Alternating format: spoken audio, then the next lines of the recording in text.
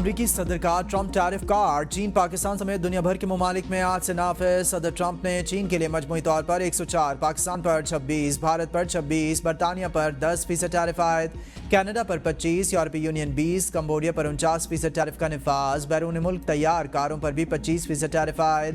امریکہ میں تمام اشیاء کی درآمدات پر 10% ٹیرف 5 اپریل سے نافذ ہو چکا۔ وائٹ ہاؤس کی ترجمان کیرولین لیوٹ کا کہنا تھا محصولات پر بات چیت کے لیے 70 ممالک نے امریکہ سے رابطہ کر لیا۔ معاہدہ اسی صورت میں ہوگا جس میں امریکی ملازمین کا مفاد ہوگا۔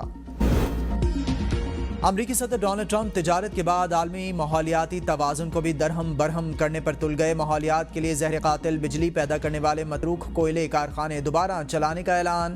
امریکی صدر نے کوئلے کی پیداوار بڑھانے کے ایگزیکٹو آرڈر پر دستخط کر دیے۔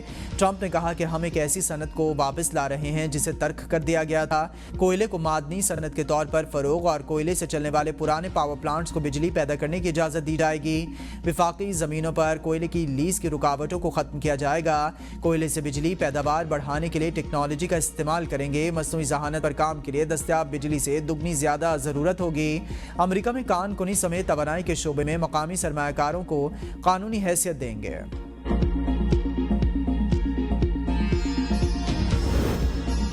وزیراعظم کی بین الاقوامی سرمایہ کاروں کو پاکستان میں سرمایہ کاری کی دعوت۔ وزیراعظم شہباز شریف نے پاکستان منرلز انویسٹمنٹ فورم سے خطاب میں کہا قدرت نے ہمیں لامحدود وسائل سے نوازا ہے۔ پاکستان معدنی ذخائر نکال کر قرضوں کے پہاڑ سے نجات حاصل کر سکتا ہے۔ ریکوٹیک منصوبے پر پیش رفت حوصلہ افزا ہے۔ فورم کے کامیاب انعقاد پر منتظمین کو مبارکباد پیش کرتا ہوں۔ فورم معدنی شعبے میں سرمایہ کاری کے فروغ کے لیے مؤثر ثابت ہوگا۔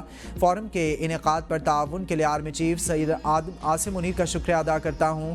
پنجاب، گلگت بلتستان، بلوچستان اور خیبر پختونخوا میں معدنیات کے وسیع ذخائر موجود ہیں۔ معدنی ذخائر کی مالیت کھربوں ڈالرز ہے۔ پاکستان کھربوں ڈالرز کے معدنی ذخائر سے استفادہ حاصل کر کے قرضوں سے آزادی حاصل کر سکتا ہے۔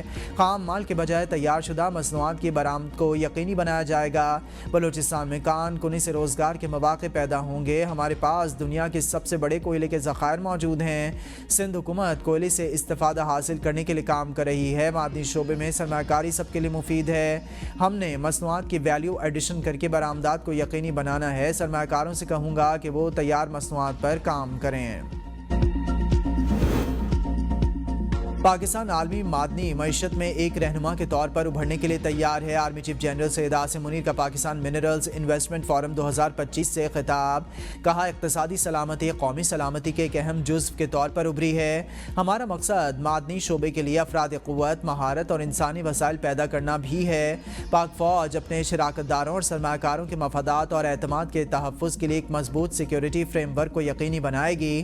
معدنی صنعتوں کی ترقی کو بھی یقینی بنایا جائے گا۔ ہم بین الاقوامی اداروں کو خوش آمدید کہتے ہیں۔ بین الاقوامی ادارے اپنی مہارت سے پاکستان کو روشناس کرائیں۔ آپ پاکستان پر پورے اعتماد پارٹنر کے طور پر بھروسہ کر سکتے ہیں۔ میں بلوچ قبائلی عمائدین کی کاوشوں کا بھی معترف ہوں جنہوں نے کان کنی اور بلوچستان کی ترقی میں کردار ادا کیا۔ پاکستانی عوام کے پیروں کے نیچے وسیع معدنی ذخائر، ہاتھوں میں مہارت اور شفاف معدنی پالیسی کے ہوتے ہوئے مایوسی اور بے عملی کی کوئی گنجائش نہیں۔ پیپلز پارٹی کے سینئر رہنما تاج حیدر کی نماز جنازہ آج کراچی میں ادا کی جائے گی۔ پیپلز پارٹی کا سینیٹر تاج حیدر کے انتقال پر 3 روزہ سوگ کا اعلان۔ تاج حیدر کے انتقال پر پارٹی کی تمام سرگرمیاں 3 روز کے لیے معطل رہیں گی۔ صدر مملکت آصف علی زرداری، وزیر اعظم شہباز شریف، چیئرمین پیپلز پارٹی بلاول بھٹو، سابق وزیر اعظم راجہ پرویز اشرف سمیت سیاسی رہنماؤں نے تعزیت کا اظہار کرتے ہوئے جمہوریت کے لیے ان کی خدمات کو شاندار الفاظ میں